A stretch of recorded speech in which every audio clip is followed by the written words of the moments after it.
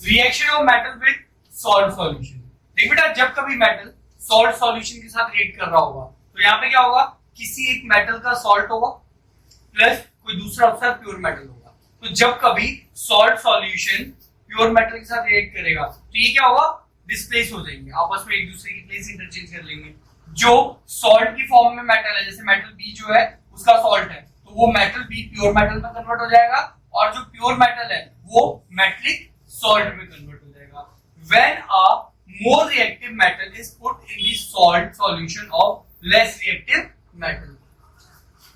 अब यहां देखो क्या बोला है, when a more reactive metal, उसका more reactive metal is put in the salt of less reactive metal। salt किसका है बेटा, less reactive का, और pure metal क्या है, ज्यादा reactive, more reactive metal। then the more reactive metal displaces the less reactive metal from its salt। जो more reactive होगा वो लेस रिएक्टिव को उसके सॉल्ट में से हटा के खुद चला जाएगा। तो जो प्योर मेटल था मोर रिएक्टिव, उसका सॉल्ट बन जाएगा, और जो सॉल्ट था वो किसमें कन्वर्ट हो जाएगा बेटा, प्योर मेटल में। जैसे CuSO4 प्लस Zn था, तो इसमें कॉपर सल्फेट जो था उसमें कॉपर जो था वो जिंक से कम रिएक्टिव था, है ना। जिंक ज्यादा रिएक्टिव है ना रिएक्टिविटी सीरीज में, तो जिंक क्या करेगा, कॉपर को उसकी जगह से हटा देगा और खुद लग जाएगा, है ना, खुद लग गया। अब क्या हो गया, ZnSO4 प्लस Cu, यानी कि कॉपर ज्यादा रिएक्टिव था तो कॉपर को, सॉरी जिंक ज्यादा रिएक्टिव था कॉपर से, तो कॉपर का जो सॉल्ट था उसके साथ जब हमने जिंक को रिएक्ट करवाया तो जिंक ने उस कॉपर को उसकी जगह से रिमूव करके खुद वहां लग गया। बेटा यहां तक क्लियर है।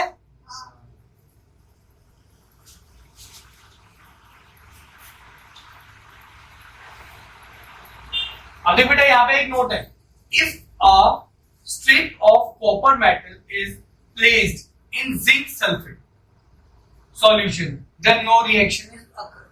कोई रिएक्शन नहीं होगी। क्यों नहीं होगी बेटा, देख यहां पे क्या हो रहा है, copper sulphate is placed in zinc sulphate, sorry copper की स्ट्रिप हमने जिंक सल्फेट के सॉल्ट में डाली, तो ये जिंक सल्फेट ज्यादा रिएक्टिव है ना, जिंक जो है वो कॉपर से ज्यादा रिएक्टिव है, तो हाईली रिएक्टिव को लेस रिएक्टिव में भी हटा सकता है उसकी जगह से नहीं ना, तो जो ज्यादा पावरफुल होगा वही हटाएगा ना। तो यहाँ पे ऑलरेडी जो ज्यादा पावरफुल है वो जिंक सल्फेट है और वो सॉल्ट की फॉर्म में, तो कॉपर को डालो ना डालो कोई रिएक्शन करेगा ही नहीं।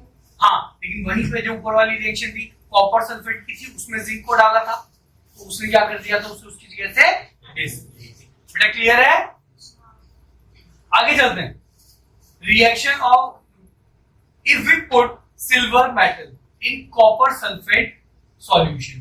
अब देखिए सिल्वर क्या है, if we put silver metal in copper sulphate solution even then no reaction take place. क्या डाल रहे हैं, if we put silver metal in copper sulphate solution, copper और सिल्वर में से ज्यादा रिएक्टिव कौन है, कॉपर। कॉपर का सॉल्ट बना पड़ा है, तो क्या वो सिल्वर को डिस्प्लेस कर पाएगा, सॉरी डिस्प्लेस, क्या सिल्वर उसको डिस्प्लेस कर पाएगा, कॉपर ज्यादा पावरफुल है, वो सॉल्ट के साथ बना सॉल्ट में है, तो सिल्वर वहां जाके भी कुछ नहीं कर पाएगा, वहां पर डिस्प्लेस नहीं होगा। लेकिन अगर सिल्वर का सॉल्ट होता कोई, उसके अंदर हम कॉपर डालते तो वो जरूर उसको डिस्प्लेस करेगा। ठीक है, तो हमें यहाँ पे क्या देखना पड़ेगा, दोनों में से पावरफुल कौन सा। यहां देखो reaction of iron with copper sulphate, यहाँ पे कॉपर से ज्यादा पावरफुल कौन है, आयरन। तो आयरन क्या करेगा, कॉपर को उसकी जगह से हटा देगा, खुद लग जाएगा, तो क्या बनाएगा, FeSO4 प्लस Cu। बेटा कोई doubt. Reaction of metal with hydrogen, देखो भाई हाइड्रोजन के साथ कौन कौन से मेटल रिएक्ट करेंगे, जो उसके ऊपर है, जो हाइड्रोजन से ज्यादा रिएक्टिव है वही उसके साथ रिएक्ट करके उसको डिस्प्लेस कर सकता है। जो हाइड्रोजन से लेस रिएक्टिव है वो कुछ कर पाएगा, नहीं कर पाएगा। देखते हैं reaction of metal with hydrogen, most of the metal do not combine with hydrogen, only a few reactive metal like sodium, potassium, calcium, magnesium react with hydrogen to form metal hydroxide। क्यों, क्योंकि ये उससे ज्यादा reactive है, जो less reactive वाले आएंगे वो कुछ भी नहीं कर पाएंगे। यहाँ देखते हैं metal generally not react with hydrogen because metal form compound by losing electrons and hydrogen also form compound by losing electrons. दोनों को दोनों क्या कैसे कंपाउंड बनाते हैं? इलेक्ट्रॉन को लूज करके. अब देखो जो हाइड्रोजन से ज्यादा पावरफुल होगा तो उस केस में हाइड्रोजन को वो इलेक्ट्रॉन लूज कर लेगा, हाइड्रोजन को लेना पड़ेगा. अब जो हाइड्रोजन से लेस है वहां पे तो हाइड्रोजन की चलेगी ना, इसलिए वो रिएक्ट वहां नहीं कर पाते compound by losing electron. Normally a hydrogen atom doesn't accept electron given by a metal atom to form compound. अगर कोई दूसरा मेटल जो हाइड्रोजन से कमजोर है वो हाइड्रोजन को दे रहा है, ले ले, क्या वो लेगा? अच्छा अब तुम फील करो इस चीज को. तुम लोग किससे पैसे लेने दो? अब सपोज करो तुम लोग अपने मामा चाचा जो तुम लोगों से बड़े हैं वो तुम्हारे घर आए, ठीक है, तो वो जाने लगते हैं तो तुम लोग वहां खड़े हो जाते हो, जान जान पैर छूएंगे, कुछ तो मिलेगा, है ना, कुछ तो मिलेगा. चलेगी नहीं मिलेगा, हाँ कुछ नहीं मिलेगा, ठीक है, तो कुछ तो मिलेगा. अगर कुछ तो मिलेगा तो ले लेंगे. अच्छा कभी कभार हमारे घर में छोटे बच्चे भी तो आते हैं, उनके पास 5-10 रुपए भी होते हैं, और जो छोटे बच्चे होते हैं उनका दिल बहुत बड़ा होता है. उनसे तुम मांगो 10 रुपए है, तुम्हें पता है उसके पास 10 रुपए रखे हैं, तो उसको 10 रुपए दे दे और बड़ी खुशी खुशी निकाल के लाके दे देते हैं. उन्हें अजीब से अंदर तो खुशी सी मिल रही होती है. देखो अलग अलग किस्म के बच्चे होते हैं, कुछ होता है जो कंजर होता है. नहीं ऐसा कुछ नहीं. मेरे पास तो बहुत सारे ऐसे बच्चे हैं जो इवन मेरे अपने घर में, और मुझे वैसे में चीन होते हैं तो मजे लेता हूँ खाली कि चॉकलेट खिला दे, ऐसे नहीं है मेरे पास, तो खिला दे. हाँ ठीक है, गुल्लक से निकाल के लाके दे देते हैं, लो पकड़ो चॉकलेट खा लो, ठीक है. तो क्या है, क्या उनके पैसे हम ले लें? नहीं लेते ना. क्यों नहीं लेते? उनसे छोटे हैं, ठीक है. अगर हम हाइड्रोजन है तो हम किससे इलेक्ट्रॉन ले सकते हैं? जो हमसे ज्यादा रिएक्टिव है, ठीक है. जो हमसे लेस रिएक्टिव है जैसे छोटे बच्चे हैं तो उनसे नहीं लेंगे ना. याद रहेगा हाइड्रोजन किसके साथ रिएक्टिव करेगा, रिएक्शन करेगा? जो हाइड्रोजन से ज्यादा रिएक्टिव मेटल से. आगे चलते हैं. अच्छा यहाँ पे एक रिएक्शन दे रखी है, क्या है? सोडियम. सोडियम हाइड्रोजन से ऊपर आता है ना रिएक्टिविटी सीरीज में, तो इसे रिएक्टिव रिएक्शन कर देगा तो 2Na plus H2 change to 2NaH. Chemical properties of non metal. देख बेटा जैसे मेटल की भी हमने प्रॉपर्टीज देखी थी, अब नॉन मेटल की देखने वाले हैं. Chemical properties of non metal. पहला क्या बेटा? Reaction of non metal with oxide. देख बेटा जब कभी नॉन मेटल ऑक्सीजन के साथ रिएक्ट करेगा तो वो रिएक्शन के बाद क्या बना देगा? ऑक्साइड. ठीक है, रिएक्शन के बाद क्या बनाएगा बेटा? ऑक्साइड. और नॉन मेटल के जितने भी ऑक्साइड होते हैं वो क्या होते हैं? Acidic in nature. ठीक है, नॉन मेटल के जितने भी ऑक्साइड होते हैं वो क्या होते हैं बेटा? Acidic in nature. अच्छा इसका कोई एग्जांपल दोगे? नॉन मेटल किसी ऑक्साइड का तुमने भी कंज्यूम किया हो और कंज्यूम करने के बाद तुम्हें एसिडिटी सी फीलिंग आई. याद करो याद करो.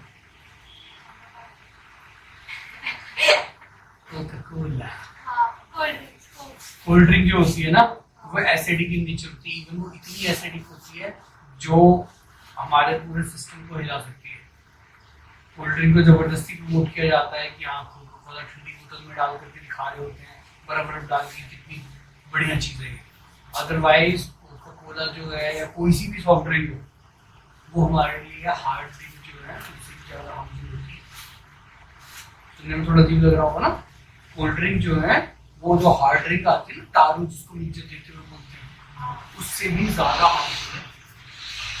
बस दोनों में अंतर इतना है कि कोल्ड ड्रिंक जो है वो चढ़ती नहीं है तो हमें फील नहीं आता कि ये नुकसान कर रही है, और वो मीठी लगती है.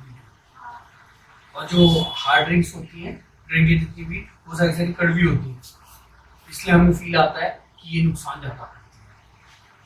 अदरवाइज जो सॉफ्ट ड्रिंक है ना वो ज्यादा हार्मफुल है. क्यों? क्योंकि उसके अंदर एक लिमिट से ज्यादा तो पहले शुगर पड़ा हुआ है, वो शुगर जो है हमारे लिए हार्मफुल रहता है.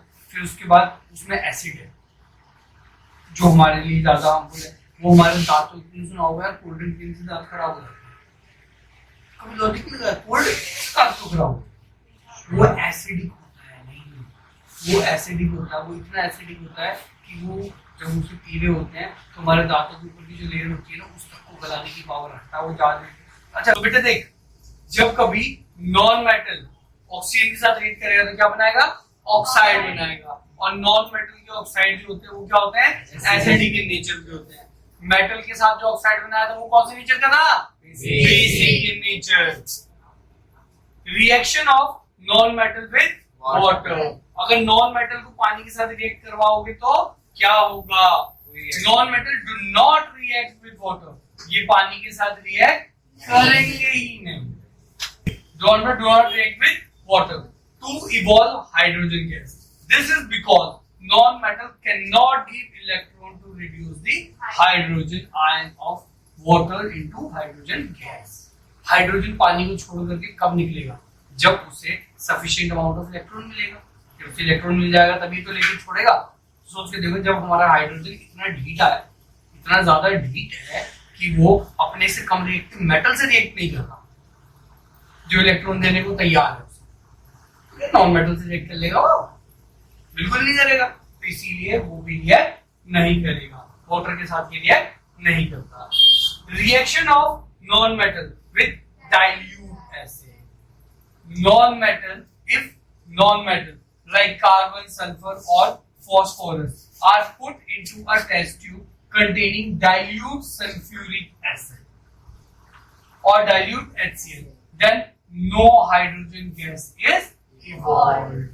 Dilute के साथ कोई भी नॉन मेटल जल्दी रिएक्ट नहीं करेगा।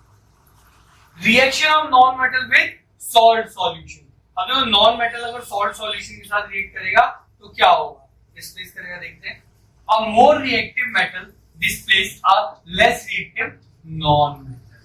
क्या था बेटा, एक non metal with salt solution, ठीक है। तो a more reactive metal displace a less reactive non metal. जो मेटेलिक सॉल्ट है, जो सॉल्ट है हमारे पास, उसके अंदर अगर एक लेस रिएक्टिव मेटल प्रेजेंट है और जो वो नॉन मेटल है वो ज्यादा रिएक्टिव है, तो ऐसे सिचुएशन में वो डिस्प्लेस कर देगा। जैसे ये देखो, NaBr है, रिएक्ट करवाया किसके साथ, क्लोरीन के साथ। तो क्लोरीन ज्यादा रिएक्टिव था Br से, तो क्लोरीन ने Br को उसकी जगह से हटा दिया और क्या बन गया, NaCl। और यहाँ क्या बना दिया, Br अकेला रह गया। अब देख बेटा, ये Cl जो Na है वो मेटल है, Cl जो नॉन मेटल है, Br भी क्या है, नॉन मेटल है ना। तो एक नॉन मेटल ने दूसरे नॉन मेटल को उसकी जगह से हटा दिया और खुद मेटल के साथ लग गया। जो हाईली रिएक्टिव नॉन मेटल होगा वो लेस रिएक्टिव नॉन मेटल को हटा देगा और उसके साथ लग जाएगा। अच्छा, क्या नॉन मेटल मेटल को भी हटा देगा, दोनों नॉन मेटल भाई भाई आपस में साथ निकल जाएंगे, ऐसा हो सकता है, मुश्किल। क्यों बेटा, आयनिक कंपाउंड बनना आसान होता है compare to covalent compound. Covalent compound में शेयरिंग होती है, वो उतना ज्यादा स्ट्रांग नहीं होता, आयनिक ज्यादा स्ट्रांग होता है।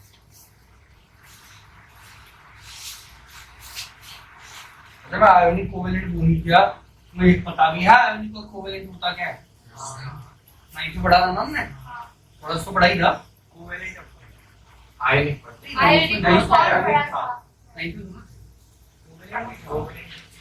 है। ऐसे कैसे आयोनिक होगा तो कोवेलेंट नहीं होगा, कैसे बात कर रहे हो, दोनों भाई भाई है ना बेटा। आयोनिक होता है जो शेयरिंग वो डोनेशन से बनता है, और कोवेलेंट होता है जो शेयरिंग से बनता है। जो नॉन मेटल के बीच में बॉन्ड बनता है वो शेयरिंग की वजह से बनता है, तो वो कौन सा बॉन्ड हो जाएगा, कोवेलेंट।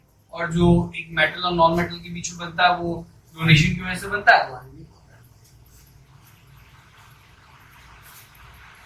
आगे चलते हैं, रिएक्शन ऑफ नॉन मेटल, क्या है, reaction of non metal with chlorine. अगर नॉन मेटल रिएक्शन करेगा क्लोरीन के साथ तो क्या बनाएगा बेटा, क्लोराइड, HCl, हाइड्रोजन क्लोराइड, ठीक है। जब a non-metal react with chlorine to form covalent chlorides which are not electrolytes, do not conduct electricity। तो क्या है, H2 plus Cl, क्या बन गया, 2HCl।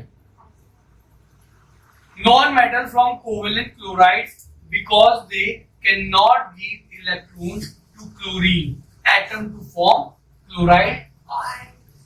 देखो क्या है, वैसे क्या होता है कि जब कभी कोई एटम टूटता है ना तो नेगेटिव पॉजिटिव में टूटता है, आयनाइज हो जाता है। जब आयनाइज हो जाता है तो वहाँ आयनिक बॉन्ड बनता है, ठीक है। तो जब आयनिक बॉन्ड बनता है तो वहाँ पे इलेक्ट्रॉन प्रेजेंट होते हैं और फिर वो इलेक्ट्रोलाइसिस में इलेक्ट्रॉन करंट को कंडक्ट करवाता है या इलेक्ट्रोलाइसिस हो पाती है। लेकिन जब कोवेलेंट बॉन्ड होता है ना तो उसके अंदर इलेक्ट्रॉन की कमी होती है, तो वो तो शेयर करके बैठे हैं खुद ही, तो वो शेयर करके बैठे हैं, तो ऐसी सिचुएशन में वहां पे कंडक्शन नहीं बनता। नेक्स्ट है बेटा reaction of non metal with hydrogen. अब देख हाइड्रोजन सल्फर क्या है, नॉन मेटल, वो क्या बनाएगा, सल्फाइड, ठीक है। अगर हाइड्रोजन नॉन मेटल के साथ रिएक्ट कर रहा है तो यहाँ पे क्या बना रहा है बेटा, सल्फाइड, ठीक है, हाइड्रोजन सल्फाइड। अब देख ये सल्फर था इसलिए सल्फाइड बना रहा है, किसी और के साथ रिएक्ट करेगा जबरदस्ती सल्फाइड मत बना देना, डिपेंड करता है रिएक्ट किसके साथ कर रहा है। क्योंकि non metal react with hydrogen to form covalent hydride, hydrogen से था इसलिए हाइड्राइड तो बनाएगा ही बनाएगा, लेकिन यहाँ पे हाइड्रोजन सल्फाइड बना, तो सल्फाइड वर्ड किस लिए यूज हुआ, क्योंकि यहाँ पे सल्फर था, और हाइड्रोजन किस लिए यूज हुआ, क्योंकि हाइड्रोजन था।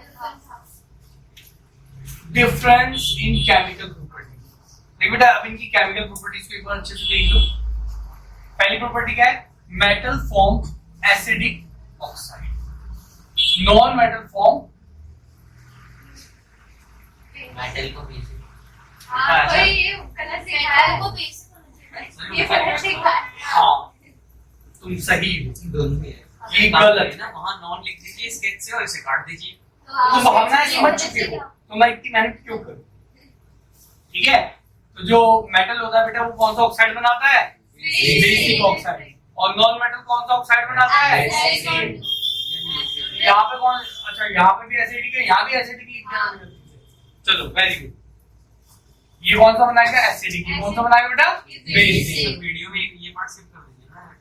कौन सा, नहीं नहीं कोई नहीं, बता देंगे स्टूडेंट है, क्या फर्क पड़ता है, सामने वाले को पता चलना, पता चलेगा मैं स्किप कर दूंगा, फिर लौंडा बोलेगा ये क्या पढ़ा दिया, हमने जो स्कूल में पढ़ा था ये बेसिक था, यहाँ पे एसिडिक पढ़ा गया। ये बार वीडियो बोला मिक्स प्रिंट सुन लेगा यार, इतनी पंचायत सुन लेगा तो वो नहीं सुनेगा। क्या बेटा वापस आते हैं, metals displace hydrogen from water. देख मेटल जो है हाइड्रोजन डिस्प्लेस करता है वाटर से, लेकिन ठंडे पानी में से नहीं करता, नहीं गर्म पानी में से करता है, किसमें से करता है, स्टीम में से। Non metal do not react with water, वो किसी के साथ नहीं करता, ना गर्म पानी ना ठंडा पानी ना steam, and hence do not displace hydrogen. Metal displace hydrogen from dilute acid, और ये तो डाइल्यूट से रिएक्ट करता ही नहीं है। Metals from ionic chloride with chlorine, these ion chlorides are electrolyzed but non volatile, मतलब ये इलेक्ट्रोलाइज हो जाते हैं, बट यहाँ पे क्या इलेक्ट्रोलाइसिस हो पाएगी नहीं, क्यों, क्योंकि कोवेलेंट बॉन्ड है, इलेक्ट्रॉन की शॉर्टेज रहती है, आयंस की शॉर्टेज रहती है। Metals usually do not combine with hydrogen, only a few reactive metal, जो उसके ऊपर वाले हैं जो ज्यादा रिएक्टिव है उनसे इलेक्ट्रॉन ले सकता है, नीचे वालों से नहीं ले सकता, और इसकी तो खैर बात ही अलग है। Non metal react with hydrogen to form stable covalent hydrogen, ये रिएक्शन कर दे। यूज ऑफ मेटल्स, बेटा ये तो मुझे डिस्कस करने का भी मन नहीं है, मेटल का यूज कहाँ कहाँ होता है ना, जहां कहीं भी स्ट्रेंथ चाहिए होती है मेटल का यूज करनी होता है, ज्वेलरी बनानी हो, कील बनानी हो, गाड़ी बनानी हो, कुछ भी बनानी हो, जहां कहीं स्ट्रेंथ की जरूरत है वहां पे इसका यूज हो जाता है। यूज ऑफ नॉन मेटल्स जब लिखेंगे तो देख लेना, इसमें कुछ खास है नहीं। How do metal and non metal react, अब देखो अगर मेटल और नॉन मेटल को रिएक्ट करवा रहे हो तो क्या बनेगा, याद रखना जब कभी भी दो रिएक्शन कब होती है याद है, अब इसके आगे का पार्ट इंपॉर्टेंट आने वाला है, अभी तक का जो ज्यादातर पार्ट था ना फिजिकल प्रॉपर्टी तक तो 10 तक का पार्ट था, अब इसके बाद जो केमिकल प्रॉपर्टी आई थी वो अभी का पार्ट है, अब इसके आगे से और मेन पार्ट आएगा जो एग्जाम में पूछा जाएगा, ठीक है। तो हमारी हेडिंग क्या है, how do metal and non metal react. तो याद करो तुम्हें लास्ट क्लास में भी बताया था कि रिएक्शन होती क्यों है, देखो बेटा दोस्ती की बात हो रही है, दोस्ती किन लोगों में होती है, दो टाइप के लोग प्रेजेंट होते हैं हमारे एनवायरनमेंट में, एक जो देना जानते हैं, सॉरी 3 टाइप के, दूसरे जो लेना जानते हैं, तीसरे जो शेयर करना जानते हैं। जो देना जानते हैं वो होते हैं मेटल, वो इलेक्ट्रॉन डोनेट करने को क्या है, जो लेना जानते हैं वो होते हैं नॉन मेटल। क्यों? क्योंकि वो सिर्फ लेना ही जानते हैं, और जब देने वाला नहीं होता, दो लेने वाले होते हैं, तो वहां पर कोई देने को तैयार होगा नहीं, तो या तो वो रिएक्शन ही नहीं करेंगे, बॉन्ड ही नहीं बनाएंगे, या क्या करेंगे, शेयर। ठीक है। अच्छा एक चीज बताओ, दोस्ती किसकी मजबूत होगी? दोनों देने वालों की, दोनों लेने वालों की, या शेयर वालों की? शेयर वालों की। नहीं देने बेटा, वाले शेयरिंग तो मजबूरी में हो रही है यार, समझ रहे हो? शेयरिंग तो मजबूरी में हो रही है। अच्छा, एक देने वाला है और एक लेने वाला है, उन दोनों के बीच में जो बॉन्ड होगा ना वो जबरदस्त होगा। क्यों? देने वाला भले ही 4 थप्पड़ सुबह मारे, 4 थप्पड़ शाम में मारे, लेने वाला रेडी रहेगा, तू देगा तो सही, दे मुझे। ठीक है। तो जो आयोनिक बॉन्ड होते हैं वो सबसे ज्यादा स्ट्रॉन्ग बॉन्ड होते हैं। वो कब तैयार होते हैं? जब exchange of ions take place करते हैं। ठीक है। एक्सचेंज ऑफ आयन अगर कहीं हो रहा है तो वहां पे जो बॉन्ड बनेगा वो कौन सा बॉन्ड होता है बेटा? Ionic bond. अच्छा, कोवेलेंट बॉन्ड कब बनता है? जब देने वाला कोई है ही नहीं, दोनों लेने वाले हैं। अब देखो, सपोज करो 10 रुपए की पेटीज आ रही है, 5 रुपए मेरे पास है, 5 रुपए तेरे पास है। अब ऐसी सिचुएशन में अगर दोनों ही भूखे खा के मान लेंगे, तो ऐसी सिचुएशन में क्या होगा? दोनों को दोनों दिन ठीक है, ज्यादा तुम खाना, ज्यादा मैं नहीं खाऊंगा, आधा होगा, कोई चीटिंग नहीं करेगा। ठीक है।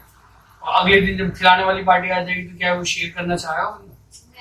नहीं करना चाहेगा, तो दोस्ती तुरंत टूट जाएगी। तो कोवेलेंट बॉन्ड जो होता है ना वो तब बनते हैं जब शेयरिंग की नीड होती है। ठीक है। तो लेने वाले कौन होते हैं? दो नॉन मेटल्स। जब कभी दो नॉन मेटल्स के बीच में बॉन्ड बनेगा तो वो कौन सा बॉन्ड बनेगा? कोवेलेंट बॉन्ड, शेयरिंग की वजह से बनेगा। और कोवेलेंट बॉन्ड क्या होता है? वीक। मेटल और नॉन मेटल के बीच में बनेगा तो वो कौन सा बॉन्ड बनेगा? Ionic bond. वो बॉन्ड कौन सा होता है? स्ट्रॉन्ग।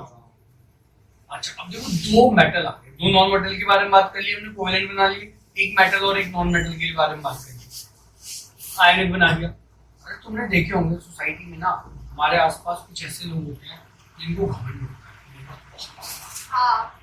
और बहुत पैसा है, बात बात पे पैसा। कुछ लोग तो बस बोलते हैं, कुछ लोग निकालते हैं। 90% बोलते हैं कि मेरे पास बहुत पैसा, देते ही 90% बस बोलते हैं कि मेरे पास बहुत पैसा, तो खरीद लूंगा, लेकिन देते नहीं है। मैं कहता हूँ खरीदो, आओ खरीद लो, है ना?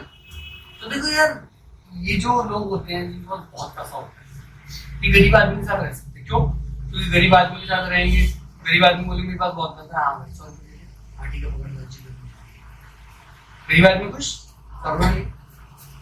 लेकिन सोच के देखो, दो अमीर आदमी, दोनों को क्या नाम, मेरे पास बहुत पैसा है, एक बताएगा मेरे पास गाड़ी है, दूसरा बोलेगा मेरे पास ऑडी है, बताएगा मेरे पास BMW है।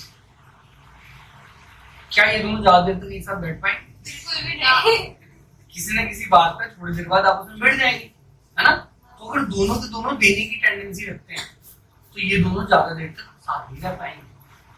ठीक है। क्योंकि दोनों में से लेने वाले तो कोई है ही नहीं ना, तो इसीलिए दो मेटल्स भी जो होते हैं ना, दोनों देने की टेंडेंसी रखते हैं, दोनों आपस में बॉन्ड नहीं बनाने वाले। और बॉन्ड नहीं बनाने वाले तो रिएक्शन होगी क्या? बॉन्ड नहीं बनेगा। तो बॉन्ड किस किस के बीच में बनेगा? या तो दो नॉन मेटल होंगे, या एक मेटल और दूसरा नॉन मेटल होगा, तभी बॉन्ड बनेगा। दो मेटल्स के बीच में बॉन्ड नहीं बन सकता। मेटल और नॉन मेटल के बीच में कौन सा बॉन्ड बनेगा? आयोनिक बॉन्ड बनेगा, एक्सचेंज ऑफ आयंस की वजह से बनेगा, और स्ट्रॉन्ग बॉन्ड बनेगा। नॉन मेटल्स के बीच में कौन सा बॉन्ड बनेगा? कोवेलेंट बॉन्ड बनेगा, और कोवेलेंट बॉन्ड जो होता है आयोनिक बॉन्ड से वीक बॉन्ड होता है। क्या बनेगा मेरे लाल पीलो नीलो? चलो अब इधर देखते हैं। When a metal react with non-metal, they form ionic compound. When a non-metal react with other non-metal, they form covalent compound. The force which links the atom in a molecule is called chemical bond. अब ये दोनों bond के type जो थे, ionic bond और covalent bond. Next क्या बेटा? Inertness of novel gas. तो पहले नॉवेल गैस क्या होते हैं उनकी बात कर लेते हैं। देखो मैंने तुम्हें लास्ट क्लास में भी बताया था, हम दोस्ती करते क्यों? तुम्हें बताया था ना, एक लोगों को बताया, तुम्हें बताया था ना, लेकर नहीं बताया। हम दोस्ती करते क्यों? क्योंकि हम सबके अंदर ना कुछ कमी है, उस कमी को हमें दूर करना है ना? हम सबके अंदर कुछ ना कुछ कमियां हैं, हम चाहते हैं कि कैसे भी करके वो कमी दूर हो जाए। अब ये कमी दूर कैसे हो? कमी शुरू भी करनी पड़ेगी ना, तो रिकॉर्डिंग होगी। बेटा दोस्ती करने के पीछे एक ही रीजन होता है, खाली कमी। जब हमारे अंदर कोई कमी होती है ना, तभी हमें दोस्ती होती है। अगर हमारे अंदर कोई कमी नहीं है ना, तो हमें दुनिया में किसी की जरूरत नहीं। हम अकेले अपनी जंग जीत सकते हैं, बस फैमिली होनी चाहिए, है ना। जैसे एग्जाम्पल भी दिया था मैं तुम्हें लास्ट टाइम कि अगर सपोज करो हमारी अपनी फैमिली के अंदर चाचा मामा बुआ ढेर सारे बच्चे या अपने ही साथ ढेर सारे दोस्त हैं, अपने घर में भाई बहन हैं, और हम नॉर्मल इंसान हैं। देखो एक होता है बेवकूफ आदमी, तो बेवकूफ आदमी होता है ना, उसको दुनिया जहान में ज्यादा इंटरेस्ट होता है, और एक नॉर्मल आदमी होता है ना अच्छा बच्चा, उसका इंटरेस्ट होता है अपने घर, वो अपने घर में खुश है, ठीक है। और उसके साथ क्या होगा, अगर उसके अपने घर में 4-5 भाई बहन है, तो दोस्त किसके चाहिए होते हैं, खेलने के लिए। चारों पांचों भाई बहन दोस्त खेलेंगे। दोस्त किसलिए चाहिए होते हैं, बातें शेयर करने के लिए। ये चारों पांचों भाई बहन है, आपस में एक दूसरे को सारी बातें बताएंगे। दोस्त किसलिए चाहिए, तो सपोर्ट करने के लिए। आपस में चारों पांचों भाई बहन आपस में एक दूसरे को सपोर्ट कर देंगे, बात खत्म। चाहिए क्या आपको दोस्त, नहीं, जरूरत ही नहीं उसे। हाँ तो तुम्हारे अंदर कोई कमी होती है, तुम्हारे पेट में गैस है, बात पच नहीं रही है, तो तुम्हें कोई बताने के लिए चाहिए। जब तुम्हें कोई बताने के लिए चाहिए तो तुम ढूंढोगे, कोई तो चाहिए, फिर इसको मैं जाके सारी बातें बताऊंगा क्या सुबह से ना ये हुआ भाई। तो क्या हुआ, मुझे कोई चाहिए, जब मेरे अंदर कमी है तब चाहिए ना। सेम चीज एटम में भी। एटम के अगर आउटर मोस्ट शेल में 8 इलेक्ट्रॉन की कैपेसिटी होती है, अगर 8 के 8 इलेक्ट्रॉन प्रेजेंट है, तो क्या वो किसी दूसरे से जुड़ने जाएगा, नहीं, जरूरत ही नहीं है। तो वो क्या बन गया, इनर्ट। इनर्ट का मतलब दुनिया जहां से कोई मतलब नहीं, बाहर में जाओ, मैं अकेला खुश हूं, मैं अकेला खुश हूं, मुझे कुछ नहीं चाहिए, ठीक है।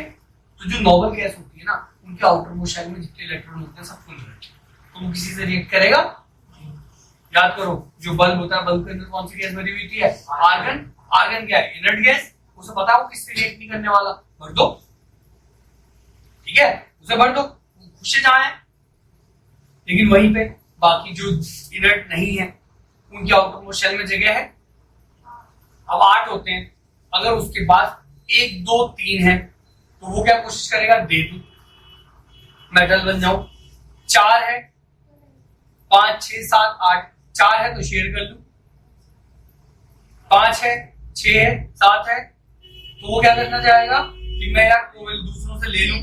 8 है तो बाहर में जाओ, मुझे तुमसे क्या मतलब, है ना। 8 होगा तो जरूरत ही नहीं है ना उसे, ना शेयरिंग की जरूरत है ना लेने की जरूरत है, ठीक है। इनर्ट गैस समझ आ गया, जिसके आउटर मोस्ट शेल में 8 के 8 इलेक्ट्रॉन हो।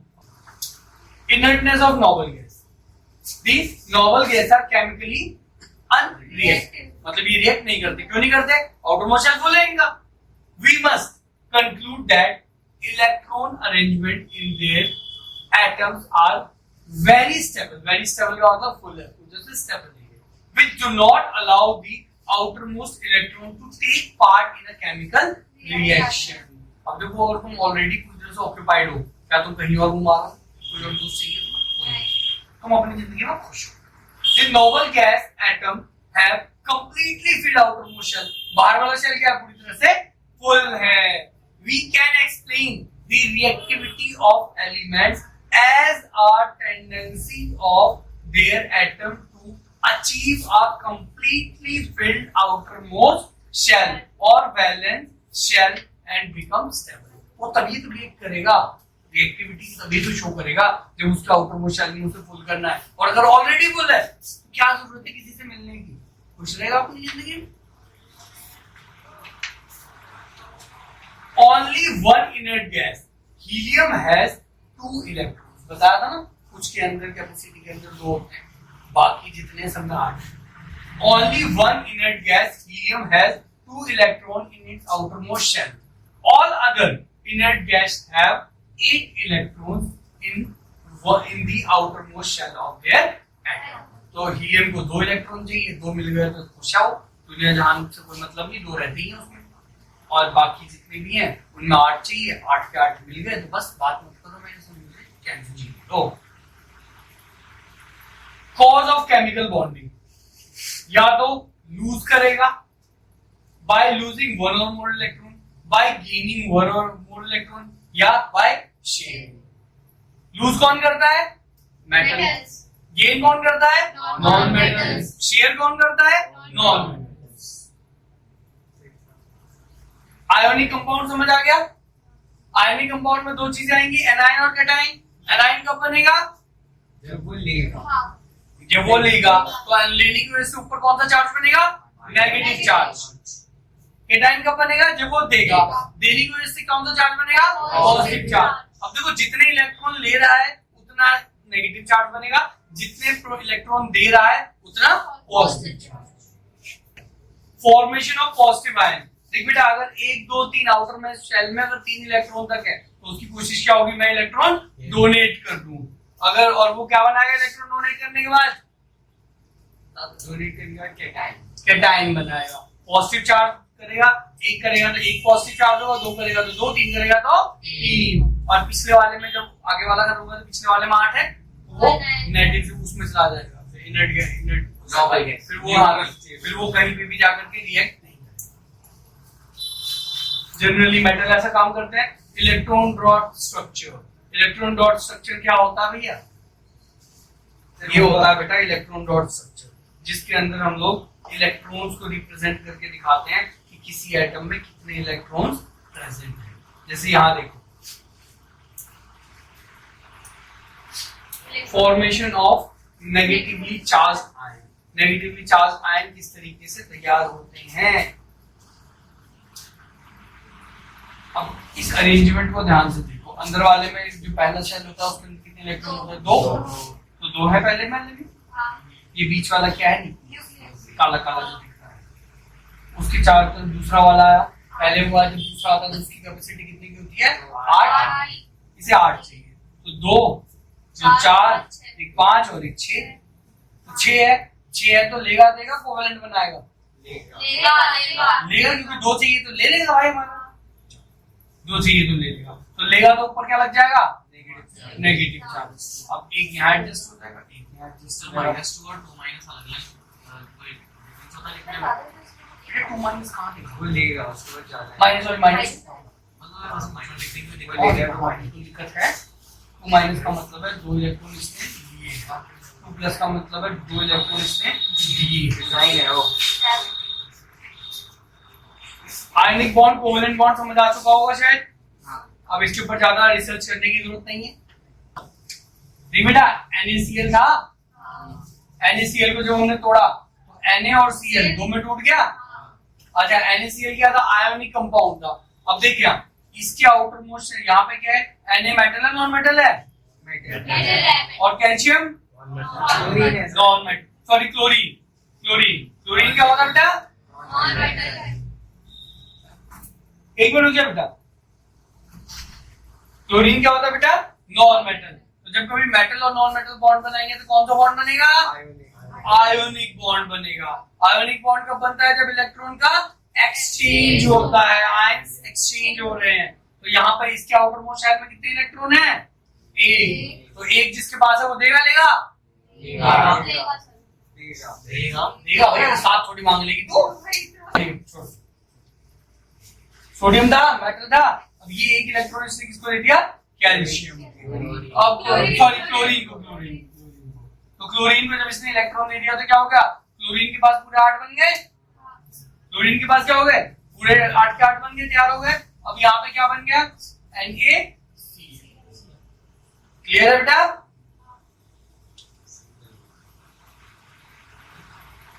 फॉर्मेशन ऑफ आयनिक कंपाउंड बता चुका हूं। अब कोवेलेंट की बात कर लें। अब देखो कोवेलेंट में अगर एक शेयर कर रहा है इलेक्ट्रॉन तो सिंगल बॉन्ड लगेगा, 2 इलेक्ट्रॉन शेयर हो रहे हैं तो डबल बॉन्ड, 3 इलेक्ट्रॉन शेयर हो रहे हैं तो ट्रिपल बॉन्ड। जैसे देखो हाइड्रोजन है, हाइड्रोजन में दोनों ने, इसके पास भी एक था, इसके पास भी एक था, तो शेयर कर लिया तो अब इसके पास भी 2 हो गए, इसके पास भी 2 हो गए। तो यहाँ कितनी लाइनें आएंगी? सिंगल। ये सिंगल लाइन किस चीज को इंडिकेट कर रही है? इनके बीच में एक कोवेलेंट बॉन्ड बना है। आगे चलते हैं। ये ऑक्सीजन था, यहाँ पे भी 6 थे, यहाँ पे भी 6 थे, 2 की कमी थी दोनों को, तो दोनों ने अपने अपने एक इलेक्ट्रॉन को, 2 इलेक्ट्रॉन को शेयर कर लिया। ठीक है, तो इसके पास भी 8 हो गए, इसके पास भी 8 हो गए, तो 2 इलेक्ट्रॉन शेयर करे ना, तो यहाँ पे कितने बॉन्ड, क्या बॉन्ड बन जाएगा? Double bond. 2 लाइनें खींचेगी। यहाँ पे क्या है? इसके पास कितने हैं? 2, सॉरी 1 2 3 4 5 है, 3 की जरूरत है 8 करने के लिए, तो 3 इसने शेयर करे, 3 इसने शेयर करे। ठीक है, तो 3 शेड गया तो कितने का बॉन्ड बन जाएगा नाइट्रोजन में? ट्रिपल बॉन्ड, 3 लाइनें खींचेंगी। बेटा क्लियर है? चलो कोवेलेंट कंपाउंड के बारे में हम बात करेंगे नेक्स्ट क्लास में।